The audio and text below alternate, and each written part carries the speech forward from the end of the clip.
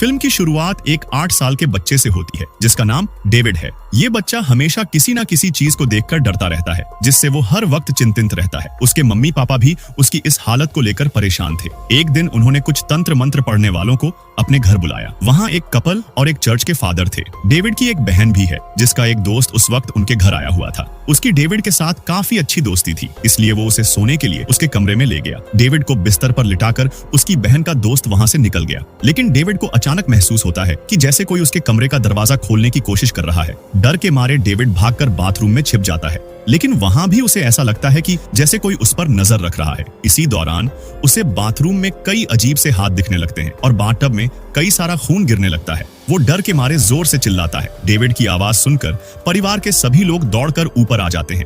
David इस कदर डर चुका होता है कि वो पूरी तरह से पागल हो चुका था और इसलिए उसने अपने ही पिता की टांग पर कांच से हमला कर दिया। तब मेल एग्जॉर्सिस्ट उसे नीचे लेकर आ रहा था। तभी डेविड अपने नाखूनों से दीवारें खरोंचने लगता है जैसे किसी ने उसके शरीर पर कब्जा कर लिया हो। फिर उसे पकड़कर खाने की टेबल पर लिटा दिया गया और फादर उसके लिए कुछ मंत्र पढ़ने लगे। वे उसे काबू में करने की कोशिश कर रहे थे कि तभी डेविड के मुंह से झाग निकलने लगे। बेहद ताकतवर होते हुए भी वो खुद को छुड़ा पाने में कामयाब हो गया। ये सब देखकर उसकी बहन का दोस्त उसके पास आ गया और उसे पकड़ते हुए बोला, मुझे फर्क नहीं पड़ता कि तुम कौन हो, बस मुझ पर कब्जा कर लो और इस मासूम को छोड़ दो। इससे साफ था कि वह डेविड के लिए दिल से जुड़ा हुआ था। डेविड ने ये सुना तो उसकी आंखों में थोड़ी देर के लिए चमक आ गई और उसके अंदर का डेमन उसकी बहन के दोस्त के शरीर में चला गया, जिससे उसकी हालत खराब होने लगी। जैसे ही डेविड पर डेमन सवार हुआ, उसने मेल डेमनोलॉजिस्ट पर हमला कर दिया। अब मेल डेमनोलॉजिस्ट की भी हालत बहुत बुरी हो चुकी थी, तो उसे हॉस्पिटल ले जाया गया। डॉक्टर ने उसकी पत्नी को बताया कि उसे गंभीर दिल का दौरा पड़ा है, शायद कुछ ऐसा हुआ है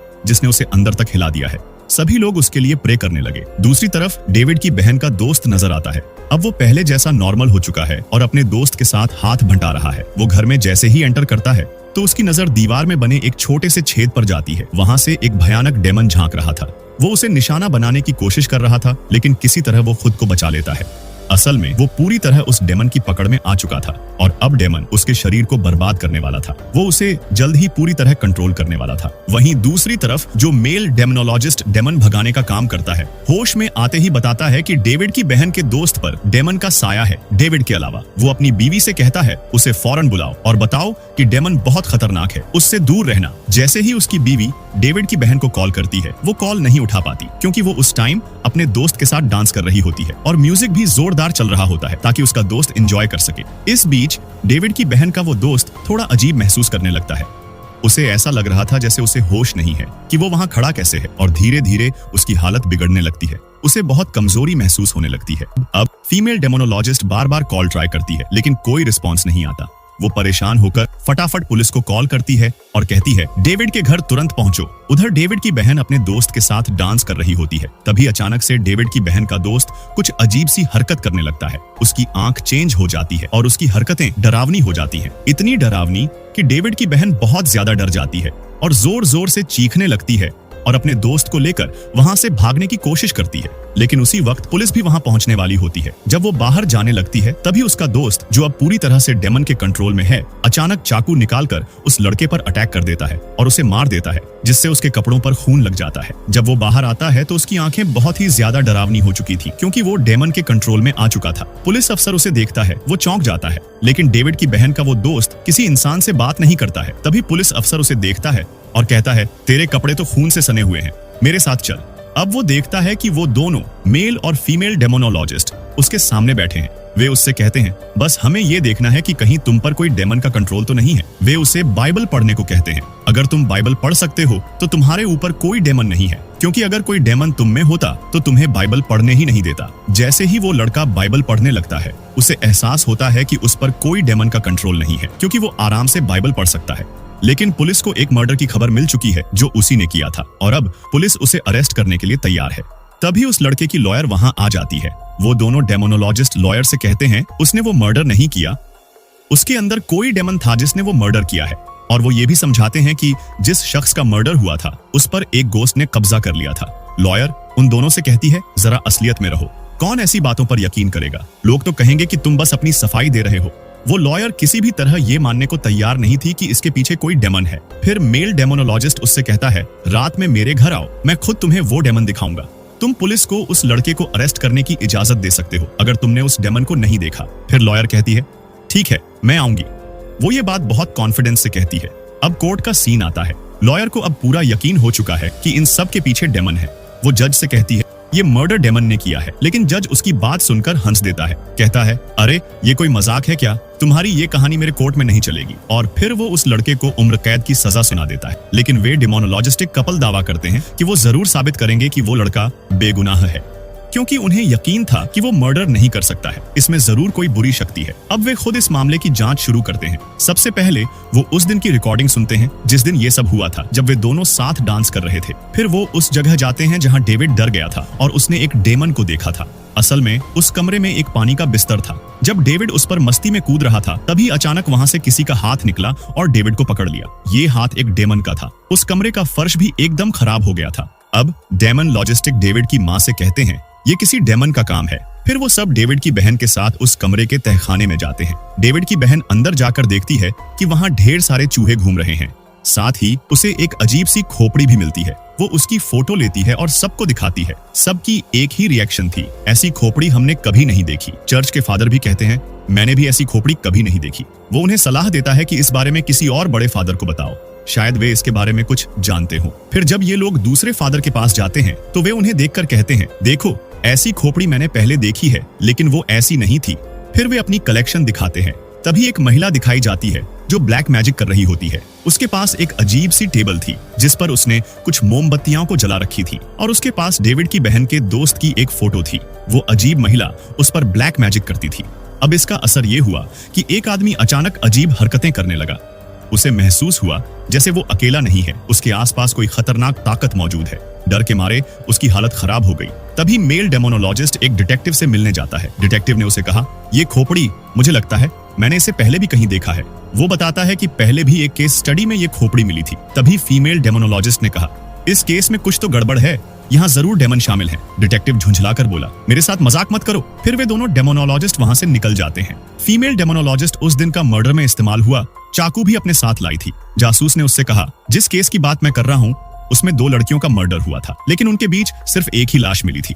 अब तीनों मिलकर उस जगह पर पहुंचते हैं जहां ये सब हुआ था। मेल डेमोनोलॉजिस्ट किसी तरह से पास्ट में चली जाती है। उसने देखा कि वो दोनों लड़कियां दोस्त थीं और उनमें से एक ने दूसरी का खून कर दिया था।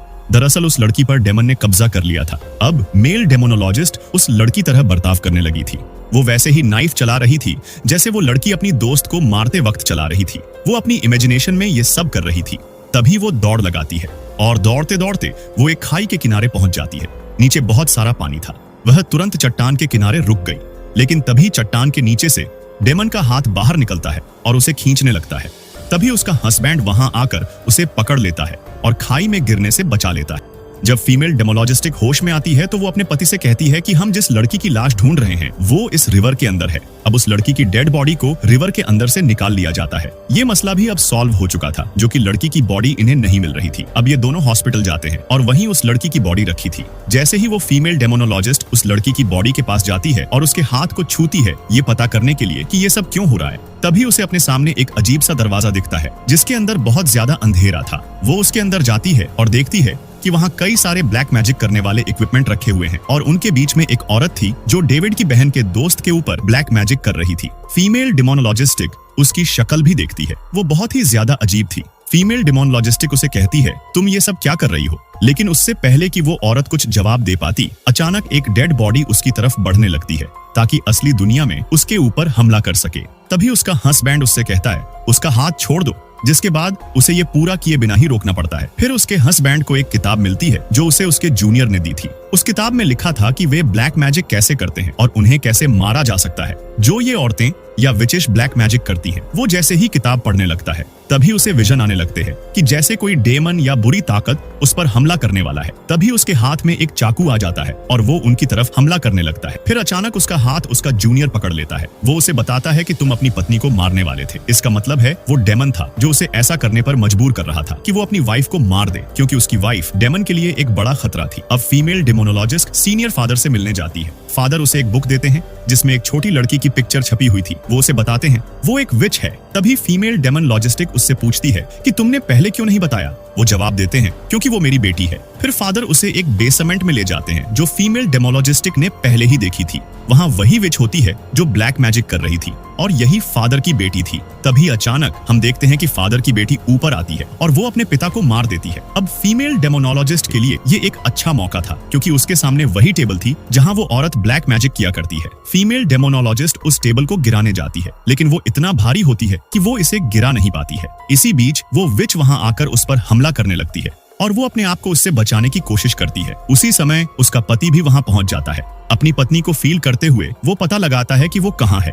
वो घर के बेसमेंट का दरवाजा तोड़ने लगता है लेकिन वो फीमेल डेमोनोलॉजिस्ट घर के बेसमेंट में मुसीबत में है क्योंकि वो वहां से भागने की कोशिश कर रही है लेकिन उसे रास्ता नहीं मिल रहा था। उसी समय उसकी नजर एक मिरर पर पड़ती है। वो अपने चारों ओर खुद को देख पा रही होती है। फिर वो विच आकर उसके ऊपर चाकू से हमला करने लगती है लेकिन फीमेल डेमोनोलॉजिस्ट उस पर पत्थर मारकर वहां से भाग जाती है। अब वो विच मेल डेमोनोलॉजिस्ट के पास जाती है उसकी पत्नी का रूप बदलकर और वो उसे अपने वश में कर लेती है। दूसरी तरफ डेविड की बहन का दोस्त बुरी तरह बीमार था क्योंकि उसे जेल में कैद कर लिया गया था। पहले ये बात थी कि उस पर एक मर्डर का आरोप था। दूसरी बात ये थी कि उसे बार बार एक डेमन परेशान कर रहा था। उसका शरीर यहाँ वहाँ हिलने लगता है और उसकी हालत बहुत ज्यादा बिगड़ने लगती है। दूसरी ओर वो विच मेल डेमोनोलॉजिस्ट को वो ये आदेश देती है कि जाओ और अपनी वाइफ को हथौड़े से मार दो क्योंकि मेल डेमोनोलॉजिस्ट पूरी तरह से विच के कंट्रोल में हो गया था। इसलिए वो हथौड़ा लेकर अपनी वाइफ को मारने जा रहा था। वो जैसे ही अपनी वाइफ को मारता है तभी उसे वो पुरानी बातें याद आती हैं जब उसने पहली बार अपनी वाइफ से मुलाकात की थी। उसे याद आता है कि वो कितनी ज्यादा अपनी वाइफ और फैमिली से प्यार करता था। उसे सब कुछ याद आता है और वो उस टेबल की ओर बढ़ता है जो विच की थी